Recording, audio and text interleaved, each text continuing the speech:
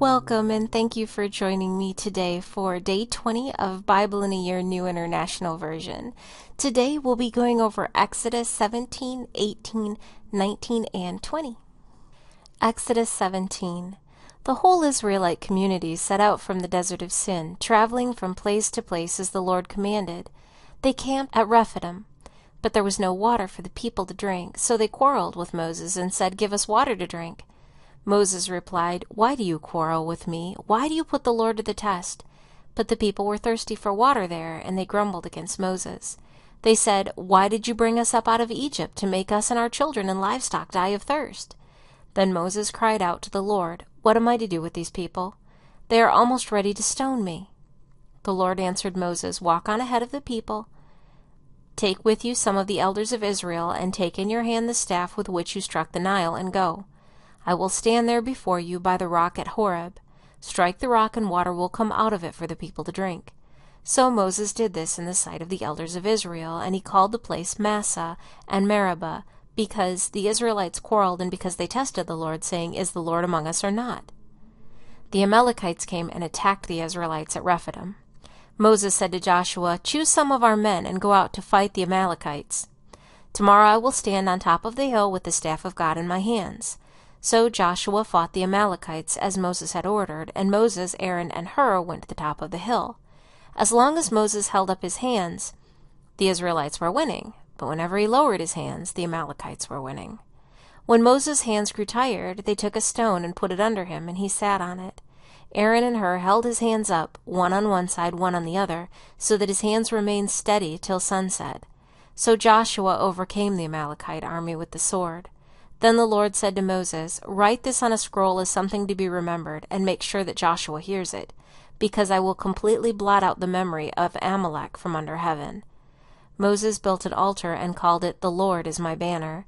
He said, "For hands were lifted up to the throne of the Lord. The Lord will be at war against the Amalekites from generation to generation." Exodus 18. Now Jethro, the priest of Midian and father-in-law of Moses, heard of everything God had done for Moses and for his people Israel, and how the Lord had brought Israel out of Egypt.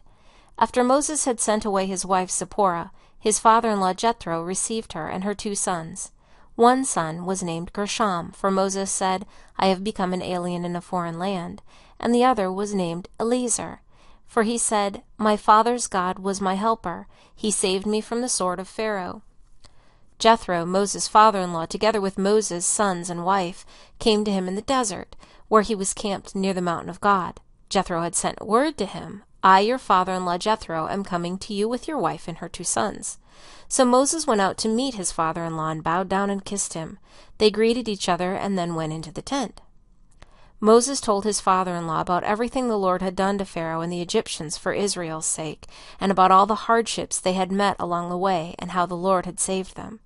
Jethro was delighted to hear about all the good things the Lord had done for Israel in rescuing them from the hand of the Egyptians. He said, "Praise be to the Lord who rescued you from the hands of the Egyptians and of Pharaoh, and who rescued the people from the hand of the Egyptians. Now I know that the Lord is greater than other gods, for he did this to those who had treated Israel arrogantly." Then Jethro, Moses' father-in-law, brought a burnt offering and other sacrifices to God, and Aaron came with all the elders of Israel to eat bread with Moses' father-in-law in the presence of God. The next day Moses took his seat to serve as judge for the people, and they stood around him from morning till evening. When his father-in-law saw all that Moses was doing for the people, he said, "What is this you are doing for the people? Why do you alone sit as judge, while all these people stand around you from morning till evening?" Moses answered him, "Because the people came to me to seek God's will. Whenever they have a dispute, it is brought to me, and I decide between the parties and inform them of God's decrees and laws." Moses' father-in-law replied, "What you are doing is not good. You and these people who come to you will only wear yourselves out. The work is too heavy for you. You cannot handle it alone. Listen now to me, and I will give you some advice, and may God be with you. You must be the people's representative before God and bring their disputes to Him. Teach them the decrees and laws, and show them the way to live and the duties they are to perform. But select capable men from all the people, men who fear God, trustworthy men who hate dishonest gain, and appoint them as officials over the thousands, hundreds, fifties, and tens. Have them serve as judges for the people at all times, but have them bring every difficult case to you. The simple cases they can decide themselves. That will make your load lighter, because they will share it with you. If you do this and God so commands, you will be able to stand the strain, and all these people will go home satisfied." Moses listened to his father-in-law and did everything he said. He chose capable men from all Israel and made them leaders of the people, officials over thousands, hundreds, fifties, and tens. They served as judges for the people at all times. The difficult cases they brought to Moses, but the simple ones they decided themselves. Then Moses sent his father-in-law on his way, and Jethro returned to his own country. Exodus 19. In the 3rd month after the Israelites left Egypt, on the very day, they came to the desert of Sinai. After they set out from Rephidim, they entered the desert of Sinai, and Israel camped there in the desert in front of the mountain. Then Moses went up to God, and the Lord called to him from the mountain and said, "This is what you are to say to the house of Jacob, and what you are to tell the people of Israel. You yourselves have seen what I did to Egypt, and how I carried you on eagle's wings and brought you to myself.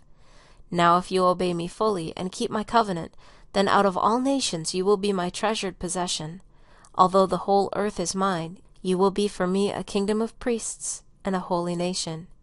These are the words you are to speak to the Israelites."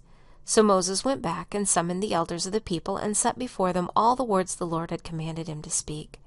The people all responded together, "We will do everything the Lord has said." So Moses brought their answer back to the Lord. The Lord said to Moses, "I am going to come to you in a dense cloud, so that the people will hear me speaking with you, and will always put their trust in you." Then Moses told the Lord what the people had said, and the Lord said to Moses, "Go to the people and consecrate them today and tomorrow. Have them wash their clothes, and be ready by the 3rd day, because on that day the Lord will come down on Mount Sinai in the sight of all the people. Put limits for the people around the mountain, and tell them, 'Be careful that you do not go up the mountain or touch the foot of it. Whoever touches the mountain shall surely be put to death. He shall surely be stoned or shot with arrows. Not a hand is to be laid on him. Whether man or animal, he shall not be permitted to live. Only when the ram's horn sounds a long blast may they go up to the mountain.'" After Moses had gone down the mountain to the people, he consecrated them, and they washed their clothes. Then he said to the people, "Prepare yourselves for the 3rd day. Abstain from sexual relations." On the morning of the 3rd day there was thunder and lightning with a thick cloud over the mountain, and a very loud trumpet blast. Everyone in the camp trembled. Then Moses led the people out of the camp to meet with God, and they stood at the foot of the mountain. Mount Sinai was covered with smoke because the Lord descended on it in fire. The smoke billowed up from it like smoke from a furnace. The whole mountain trembled violently, and the sound of the trumpet grew louder and louder. Then Moses spoke, and the voice of God answered him. The Lord descended to the top of Mount Sinai and called Moses to the top of the mountain. So Moses went up. And the Lord said to him, "Go down and warn the people, so they do not force their way through to see the Lord, and many of them perish. Even the priests who approach the Lord must consecrate themselves, or the Lord will break out against them." Moses said to the Lord, "The people cannot come up Mount Sinai, because you yourself warned us. Put limits around the mountain and set it apart as holy." The Lord replied, "Go down and bring Aaron up with you, but the priests and the people must not force their way through to come up to the Lord, or he will break out against them." So Moses went down to the people and told them. Exodus 20. And God spoke all these words. "I am the Lord your God, who brought you out of Egypt, out of the land of slavery. You shall have no other gods before me. You shall not make for yourself an idol in the form of anything in heaven above, or on the earth beneath, or in the waters below. You shall not bow down to them or worship them, for I, the Lord your God, am a jealous God, punishing the children for the sin of their fathers to the 3rd and 4th generation of those who hate me, but showing love to 1,000 generations of those who love me and keep my commandments.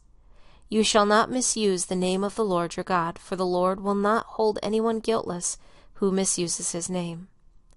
Remember the Sabbath day by keeping it holy.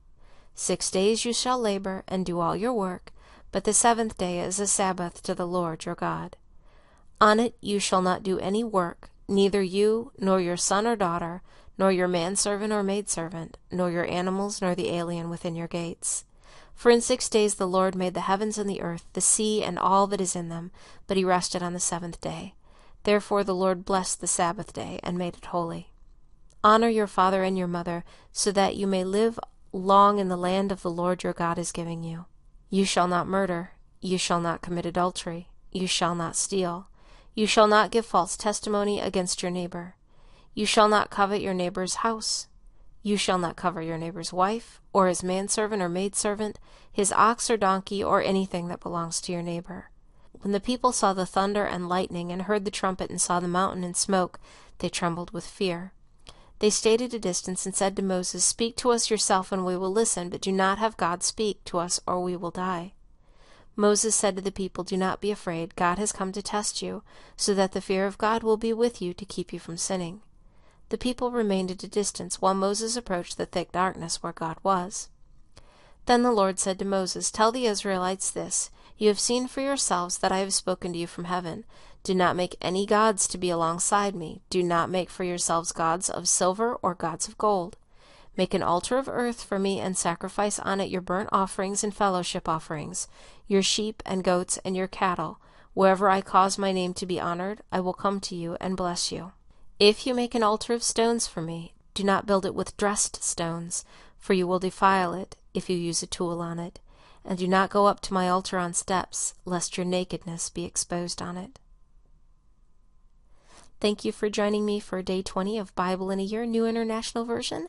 I look forward to seeing you tomorrow for Day 21.